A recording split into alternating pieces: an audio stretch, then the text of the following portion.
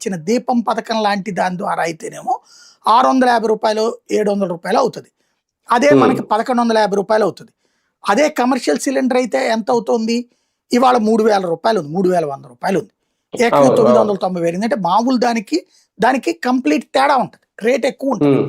అట్లాగే ఈ కమర్షియల్ కి వాడేటటువంటి డీజిల్ కి వాటికి రేట్ ఎక్కువ ఉంటుంది. రూ. 153 ఉంది లీటర్. వాస్తవంగా ఈ టెండర్లు పిలిచేటటువంటి సందర్భంలో కూడా ఏమని ప్రీమియం ఆయిల్ అనేటటువంటి పేరుతో అందులో యాడ్ చేశారు. అంటే ఫర్ ఎగ్జాంపుల్ ఒక ప్రాజెక్ట్కి ₹1 కోటి అనుకుందాం, అంటే ఉజ్జాయింపుగా చెప్పేది.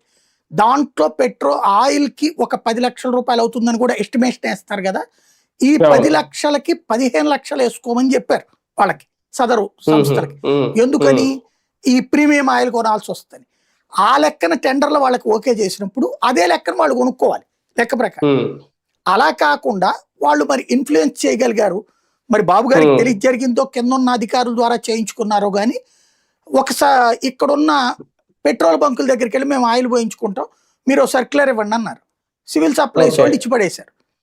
అమరావతి ప్రాంతంలో ఉన్నటువంటి వాటితో పాటుగా ఈ రాష్ట్రంలో ఉన్నటువంటి ఈ పెట్రోల్ బంకుల దగ్గర నుంచి బల్క్గా అడిగినా పోయమని, యాజ్ పర్ నామ్స్ అయితే కనుక మనం కారు తీసుకెళ్తే కారు నిండా పోస్తారు, కావాలంటే